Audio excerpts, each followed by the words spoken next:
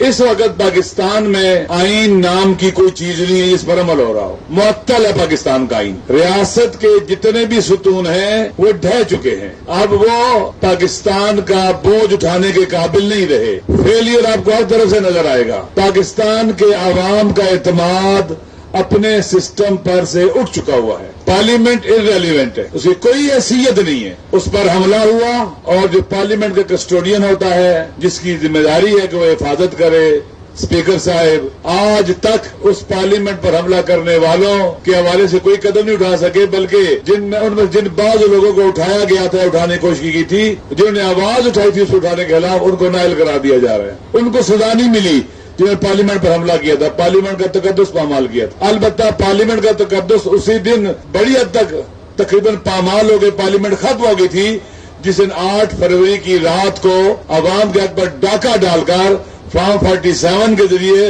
लोगों को मुसल्लत किया गया पाकिस्तान के ऊपर। और ऐसे लोगों को जो इंतहाई कंप्रोमाइज्ड है, नाअहल है, नालायक है, इनकम्पिटेंट है, जालिम है और जुल्म का साथ दे रहे हैं। इस वक्त पाकिस्तान दिन ब दिन बहरानों की दलदल में दस्ता चला जा रहा है। अगर इसको बचाना है तो एक चीज बचा सकती है, रूल ऑफ लॉ और आइन की रिस्टोरेशन, और उसमें वो तब्दीलियां जो पाकिस्तान के अवाम को इत्मीनान बख्शे।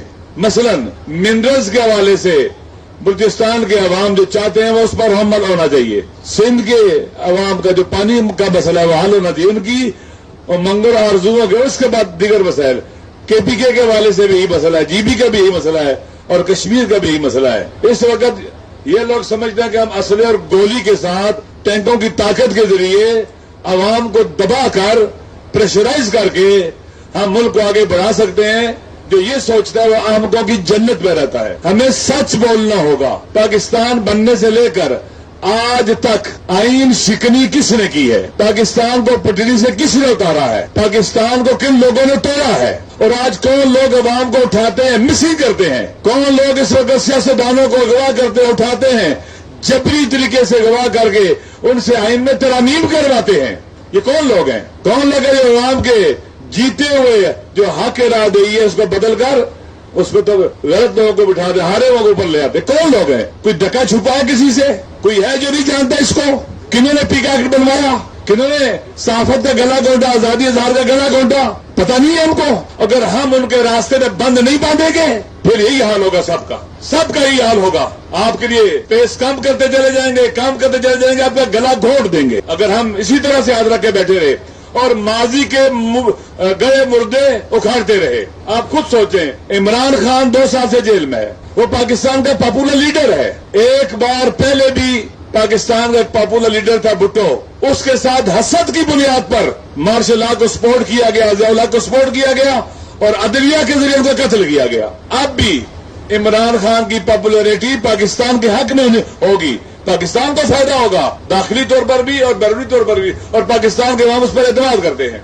ये हर एक को अलग अलग जगह उलझा रहे हैं, हर एक को उलझाया हुआ अकेले अकेले करके, तकसीम करके। जुल्म फिर जुल्म है। अगर बलूचिस्तान के साथ जुल्म होता है अवाम के साथ, हम सब के साथ होता है। हम सबको बलूचिस्तान के लिए खड़ा होना चाहिए। अगर सिंध के अंदर पानी के हक पर डाका डाला जाता है, सबका मसला है। अगर केपी के अंदर जुल्म हो रहा है, सबका मसला है। जीबी में सब मसला है, कश्मीर में सबका मसला है। हमें इकट्ठा होना पड़ेगा। ये नहीं कि वो मजलूम है तमाशा देखें। यकीन कर ले अवाम की ताकत के आगे, अवाम की ताकत के सैलाब के आगे ये खसोखाशात की तरह बह जाएंगे। ये नहीं ठहर सकेंगे, इनको छुपने का मौका नहीं मिलेगा। हम कातिल भी होते रहे हैं। कहते 80,000 जनाजे हमने उठाए पाकिस्तान में, पाकिस्तान के वहां मारे गए। बॉर्डर की जंग में नहीं मारे गए, पाकिस्तान के अंदर की जंग में मारे गए।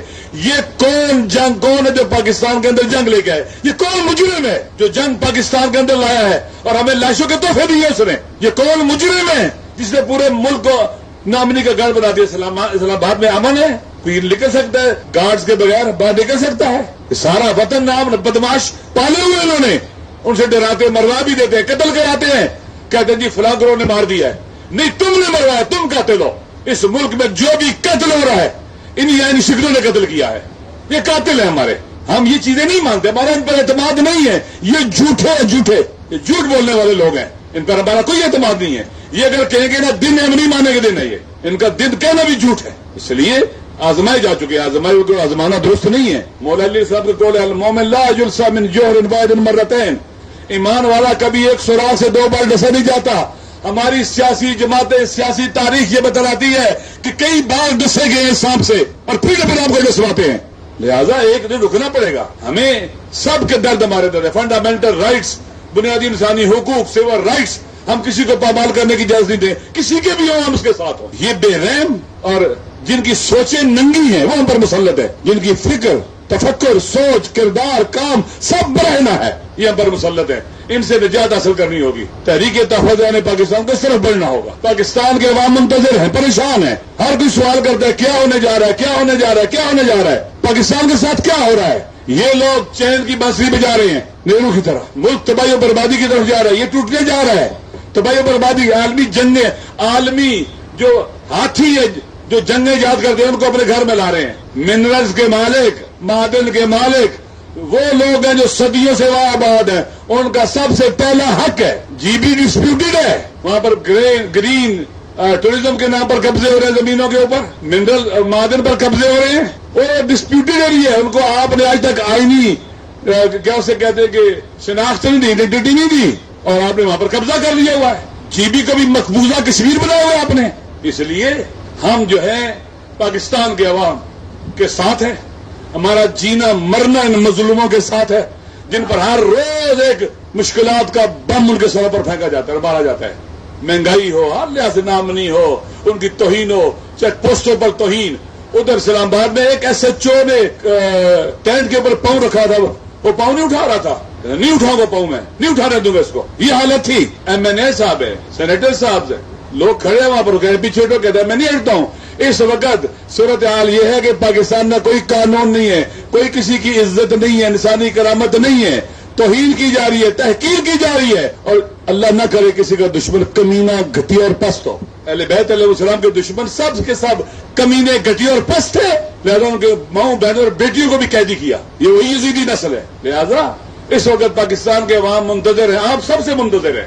آپ کے آپس میں اختلافات بھی ہوں گے، مشکلات بھی ہوں گی، مسائل بھی ہوں گے، لیکن یہ وقت ہے آگے بڑھنے کا اور وطن کو بچانے کا، نئے پاکستان کی تشکیل کا، جس میں ہر کسی کو اس کا حق ملے گا. وہ پاکستان جو پاکستان کے عوام چاہتے ہیں وہ پاکستان ہے. اس پارلیمنٹ میں اب بیٹھنے کا کوئی فائدہ نہیں ہے، کوئی بیٹھنے کا تک فائدہ نہیں ہے. یہ ایسی پارلیمنٹ ہے جو نہ پاکستان کے حقوق کا تحفظ کرتی ہے، نہ پارلیمنٹ میں جو بیٹھے ہوئے ایم این ایز ہیں، سینیٹرز ہیں، ان کا تحفظ کرتی ہے. کسی کا تحفظ نہیں کرتی ہے. یہ بیٹھنے کے قابل نہیں رہی ہے. مجھے امید ہے انشاءاللہ ایسے فیصلے کیے جائیں گے یہاں پر جس سے عوام کو جب خبر پہنچے گی، عوام میں امید ہوگی اور پھر عوام گھروں سے باہر نکلیں گے. ہم نکلیں گے، پورے پاکستان میں جائیں گے، احتجاج کریں گے، پرامن احتجاجات کے ذریعے، عوامی طاقت کے ذریعے چیزوں کو چینج کر دیں گے. ایک آخری بات، ہمارے حکمران تاریخ پڑھے، ہر کوئی تاریخ پڑھے. یہ جو جدوجہد ہے تحفظ آئین کی، یہ ریفارمز ہیں. یہ ریفارمز کی جدوجہد ہے.